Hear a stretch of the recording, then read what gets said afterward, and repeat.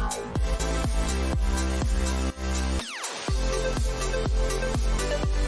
Video में हम विज्ञान भारती भाग 1 कक्षा 6 अभ्यास कार्य पुस्तिका जो कक्षा 6 के बच्चों की विज्ञान की कार्य पुस्तिका है, इसके प्रश्नों को हल करेंगे। इस वीडियो में हम इकाई 2 पदार्थ एवं पदार्थ के समूह, इसके प्रश्नों को हल करेंगे।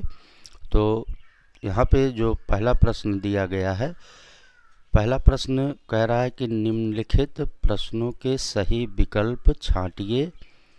का है, निम्नलिखित में से सेफ्टी पिन बनाने के लिए किस पदार्थ का उपयोग करेंगे।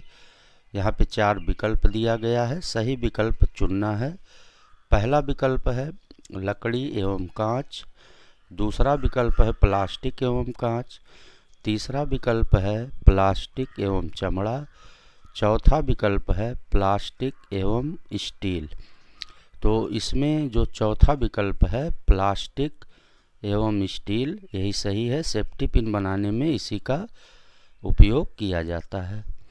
फिर खा है, विभिन्न प्रकार के पदार्थों से मिलकर बनी वस्तु है। 4 विकल्प दिए हैं। पहला है प्लास्टिक का मग, दूसरा विकल्प है कांच का गिलास, तीसरा है फावड़ा, चौथा विकल्प है लोहे की कील। तो इन चारों विकल्प में फावड़ा जो है वो विभिन्न प्रकार के पदार्थों से मिलकर बनी है, तो ये विकल्प जो है हमारा सही होगा। तीसरा विकल्प है ये फावड़ा, यही सही है। इसके बाद गा है, निम्नलिखित में कौन सा पदार्थ जल में पूर्णतया घुलनशील है। यहाँ जो 4 विकल्प हैं, पहला है चाक पाउडर, दूसरा है चाय पत्ती, तीसरा है ग्लूकोज, चौथा है लकड़ी का बुरादा। तो इन चारों विकल्प में जो पूर्णतः घुलनशील है वो ग्लूकोज है, तीसरा वाला विकल्प यही सही है। फिर इसके बाद घ है,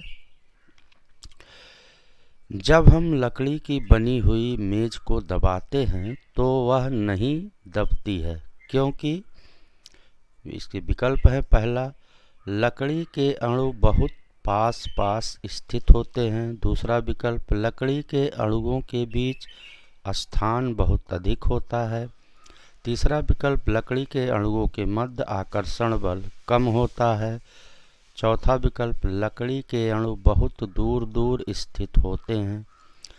तो इन चारों विकल्पों में पहला जो विकल्प है लकड़ी के अणु बहुत पास पास स्थित होते हैं, यही विकल्प सही है। फिर इसके बाद गाँव वाला प्रश्न देखेंगे। कह रहा है कि धूप बत्ती जलाने पर धुएं का आयतन व आकार दोनों अनिश्चित होता है, क्योंकि विकल्प है इसका पहला धुएं के अणुओं के मध्य आपसी आकर्षण बल बहुत अधिक होता है, दूसरा विकल्प है स्थान के अनुसार धुएं के अणु प्रसारित होते हैं, तीसरा विकल्प है धुएं के अणु बहुत पास पास स्थित होते हैं, चौथा है धुएं के अणुओं के मध्य आणविक स्थान बहुत अधिक होता है। तो इसमें चौथा विकल्प जो है यही सही है, धुओं के मध्य आणविक स्थान बहुत अधिक होता है। फिर इसके बाद दूसरा जो प्रश्न है ये रिक्त स्थानों की पूर्ति कीजिए। पहला है इसमें का नारियल का तेल गर्मी में तरल एवं जाड़े के मौसम में ठोस के रूप में परिवर्तित हो जाता है। तो यहाँ पर हम ठोस भरेंगे। दूसरा है प्लास्टिक बटन, आल्पीन तथा कागज में से चुंबक से चिपकने वाली वस्तु आल्पीन है, यहाँ आल्पीन भरेंगे। गा है, जलती अगरबत्ती से निकलने वाले भूरे रंग के धुएं का आकार निश्चित नहीं होता है, यहाँ आकार भरेंगे। फिर घा है, पदार्थों को उनकी अवस्था के आधार पर ठोस, द्रव तथा गैस में वर्गीकृत किया जाता है, यहाँ हम ठोस, द्रव, गैस भरेंगे। फिर ङ है, परमाणु के अवयवी कण इलेक्ट्रॉन, प्रोटॉन तथा न्यूट्रॉन हैं, यहाँ न्यूट्रॉन भरेंगे। अब हम अगला प्रश्न हल करेंगे। यहाँ प्रश्न संख्या 3 कह रहा निम्नलिखित में सही कथन पर सही तथा गलत कथन पर गलत का चिन्ह लगाइए। का है रुई, ऊन, रबर की गेंद तथा स्पंज कठोर पदार्थ हैं। तो ये विकल्प गलत है। यहाँ हम गलत का निशान लगाएंगे क्योंकि रुई, ऊन, रबर की गेंद, स्पंज ये सब कोमल पदार्थ हैं, इसलिए यहाँ हम बॉक्स में गलत का निशान लगाएंगे। फिर खा है लकड़ी का बुरादा, चाक, पाउडर, प्लास्टिक के बर्तन चुंबकीय होते हैं, ये सही है। यहाँ हम बॉक्स में सही का निशान लगाएंगे। फिर गा है ट्रेसिंग पेपर पारभासी होता है, ये सही है। यहाँ हम सही का निशान लगाएंगे। घा है पदार्थ अणु या परमाणु जैसे सूक्ष्म कणों से मिलकर बने होते हैं, ये भी सही विकल्प है। बॉक्स में सही का निशान लगाएंगे। ना है एक परमाणु इलेक्ट्रॉन, प्रोटॉन तथा अणु जैसे कणों से मिलकर बना होता है, यहाँ अणु के स्थान पर न्यूट्रॉन रहेगा और ये भी विकल्प सही है।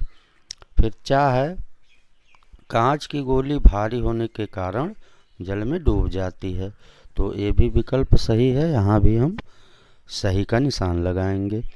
फिर इसके बाद प्रश्न संख्या 4 है स्तंभ का तथा स्तंभ खा को सुमेलित कीजिए।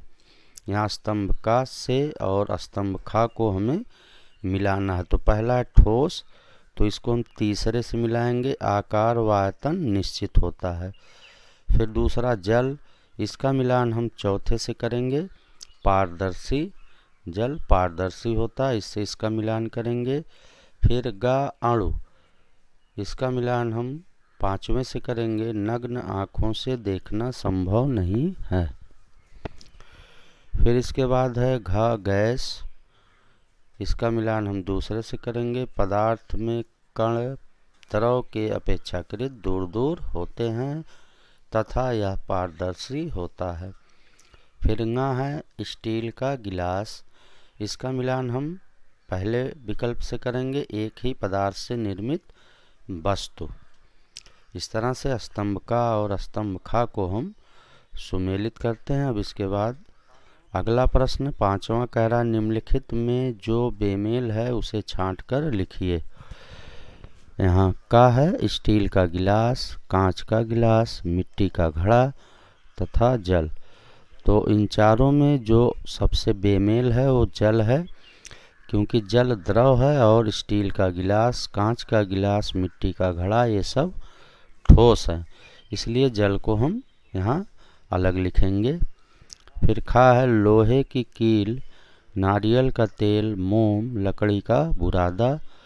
इसमें बेमेल नारियल का तेल है, क्योंकि नारियल का तेल द्रव अवस्था में है और बाकी सब ठोस अवस्था में है, तो इसलिए नारियल का तेल इसमें बेमेल होगा।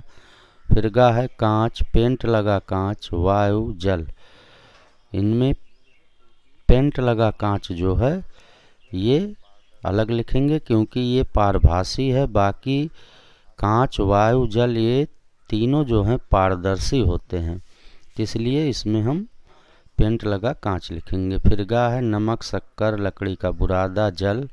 इसमें जल जो है ये सबसे बेमेल है, क्योंकि नमक, शक्कर, लकड़ी का बुरादा ये सब ठोस अवस्था में पाए जाते हैं, जबकि जल द्रव अवस्था में पाया जाता है। फिर ंगा है प्रोटॉन, यौगिक, इलेक्ट्रॉन, न्यूट्रॉन। तो इसमें यौगिक जो है ये सबसे अलग है, इसको हम अलग लिखेंगे। फिर 6वां प्रश्न है कह रहा निम्नलिखित प्रश्नों के उत्तर एक शब्द में दीजिए। का है हमारे शरीर में पदार्थ की कौन सी अवस्था सबसे अधिक मात्रा में पाई जाती है। तो हमारे शरीर में जल सबसे अधिक पाया जाता है, सबसे अधिक मात्रा जल की होती है, जो कि द्रव की अवस्था है। इसको हम यहाँ द्रव लिख देंगे, द्रव अवस्था में पाई जाती है, जिसकी मात्रा हमारे शरीर में सबसे अधिक है। फिर खा है कार की विंड स्क्रीन को बनाने के लिए किस प्रकार के पदार्थ का उपयोग किया जाता है। तो कार की विंड स्क्रीन बनाने के लिए पारदर्शी पदार्थ का उपयोग किया जाता है। फिर इसके बाद गा है, अगरबत्ती की सुगंध किसके कारण पूरे कमरे में फैल जाती है। तो इसका उत्तर होगा अगरबत्ती के धुएं के अणु बहुत दूर दूर होते हैं, आकर्षण बल नहीं के बराबर होता है, जिसके कारण अगरबत्ती की सुगंध जो है पूरे कमरे में फैल जाती है। फिर इसके बाद घा है, आपके घर में कौन सी ऐसी वस्तु है जो तीनों भौतिक अवस्थाओं में देखी जा सकती है। तो जल जो है ऐसी वस्तु है जो तीनों भौतिक अवस्थाओं में, ठोस, द्रव और गैस तीनों भौतिक अवस्थाओं में पाई जाती है। तो यहाँ हम जल लिखेंगे। फिर 7वां प्रश्न है, निम्नलिखित प्रश्नों के उत्तर दीजिए। का है, पदार्थ की द्रव अवस्था के 2 गुण लिखिए। तो पहला हो जाएगा, द्रव के अणु ठोस की अपेक्षा दूर दूर होते हैं। दूसरा हो जाएगा, आकृत निश्चित नहीं, आयतन निश्चित। फिर खा है, जल में घुलनशील व अघुलनशील पदार्थों के 2 उदाहरण लिखिए। तो घुलनशील पदार्थ ये हो जाएगा नमक, शक्कर। अघुलनशील लकड़ी का बुरादा और मिट्टी का तेल। फिर गा है, पारदर्शिता के आधार पे पदार्थ का वर्गीकरण कीजिए। तो पारदर्शिता के आधार पे पहला हो जाएगा पारदर्शी, दूसरा हो जाएगा अपारदर्शी और तीसरा हो जाएगा पारभासी। फिर घा है, चुंबक से किस प्रकार के पदार्थ आकर्षित होते हैं। तो लौह पदार्थों को चुंबक आकर्षित करता है, यहाँ हम लौह पदार्थ लिखेंगे। फिर घा है, परमाणु से यौगिक के अणु कैसे बनते हैं। हाइड्रोजन तथा ऑक्सीजन से बनने वाले अणु का नाम लिखिए। तो विभिन्न परमाणुओं के संयोग से यौगिक के अणु बनते हैं, ये इसका उत्तर होगा। और हाइड्रोजन तथा ऑक्सीजन से बनने वाले अणु H2O होता है, जिसको हम जल कहते हैं, ये हो जाएगा H2O। फिर 8वां जो प्रश्न है ये कह रहा है कि नीचे दिए गए वस्तुओं में से पारदर्शी, अपारदर्शी तथा पारभासी को छांट कर लिखें। पहला है लोहा, दूसरा है लकड़ी, तीसरा कांच के टुकड़े, चौथा रुई, फिर पेंट लगा कांच, ऊन, रबर की गेंद, स्पंज, तेल लगा कागज।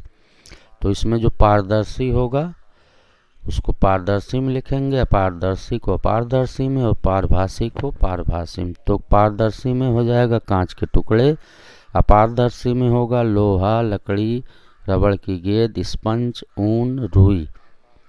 इसके बाद पारभासी में होगा पेंट लगा कांच और तेल लगा कागज, ये पारभासी होगा। अब इसके बाद अगला जो प्रश्न है उसको हल करेंगे।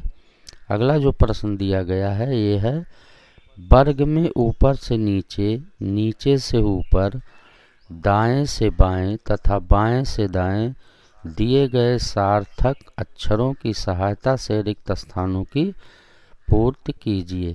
तो यहाँ पे वर्ग दिया गया है, इसमें से हमें सार्थक शब्द चुनना है और नीचे यहाँ पे खाली स्थान दिया गया, इसमें हमको उसे भरना है। तो जैसे पहला है प्लास, रिंच, हथौड़ी इत्यादि, यहाँ औजार है, औजार लिखेंगे। फिर दूसरा है कांच, पारदर्शी वस्तु है, यहाँ हम कांच भरेंगे। फिर तीसरा जो है ये है जल में घुलनशील पदार्थ विलेय होते हैं, यहाँ विलेय भरेंगे। फिर चौथा है चमड़ा, अपारदर्शी वस्तु है, यहाँ हम चमड़ा भरेंगे। फिर पांचवा है मोम, जल से हल्की वस्तु है, यहाँ मोम भरा जाएगा। फिर छठवां है जल, पारदर्शी एवं विलायक है। फिर इसके बाद सातवां है कील, चुंबक द्वारा आकर्षित होती है, यहाँ कील भरेंगे। तो इन सभी शब्दों को हमने इस वर्ग जो वर्ग दिया गया है इससे निकाला है। जैसे यहाँ औजार, फिर विलेय, फिर कील, फिर पारदर्शी, फिर कांच, फिर चमड़ा, फिर मोम, ये सारे शब्द जो है हमने इसी वर्ग से लिए हैं और फिर उनको यहाँ पे खाली स्थानों में हमने भरा है। अब इसके बाद हम अगला जो प्रश्न है उसको हल करेंगे। 10वां जो प्रश्न है कह रहा है चित्र को देखकर बॉक्स में चुंबकीय तथा अचुंबकीय लिखिए। तो यहाँ ये रबड़ की गेंद है, ये अचुंबकीय है, इसमें अचुंबकीय लिखेंगे। फिर ये लोहे की कील है, ये चुंबकीय होता है, यहाँ चुंबकीय लिखेंगे। फिर ये लकड़ी है, लकड़ी अचुंबकीय होता है, यहाँ अचुंबकीय लिखेंगे। फिर ये कप दिया गया, कप भी अचुंबकीय होता है, यहाँ अचुंबकीय लिखेंगे। फिर 11वां जो प्रश्न है इसको हल करेंगे। ये कह रहा है कि नीचे दिए गए पदार्थ जल में घुलनशील अघुलनशील हैं, सम्मुख बॉक्स में लिखिए। तो पहला है नमक, नमक जल में घुलनशील होता है, यहाँ घुलनशील लिखेंगे। फिर रेत, रेत जल में अघुलनशील होता है, यहाँ अघुलनशील लिखेंगे। शक्कर जल में घुलनशील होता है। फिर चाक पाउडर, ये जल में घुलनशील होता है, यहाँ घुलनशील लिखेंगे। लकड़ी का बुरादा, ये अघुलनशील होता है। फिर सरसों का तेल, ये भी अघुलनशील होता है। नींबू का रस, ये जल में घुलनशील होता है, तो यहाँ घुलनशील लिखेंगे। इस तरह से आज की इस वीडियो में हमने इकाई 2 पदार्थ और पदार्थ के समूह, इसके विज्ञान के प्रश्नों को हमने हल किया। अगली वीडियो में हम इकाई 3 के प्रश्नों को हल करना सीखेंगे। और अभी तक जिन्होंने मेरा चैनल सब्सक्राइब नहीं किया है उनसे रिक्वेस्ट है प्लीज़ चैनल को सब्सक्राइब करें और इसी के साथ वीडियो देखने के लिए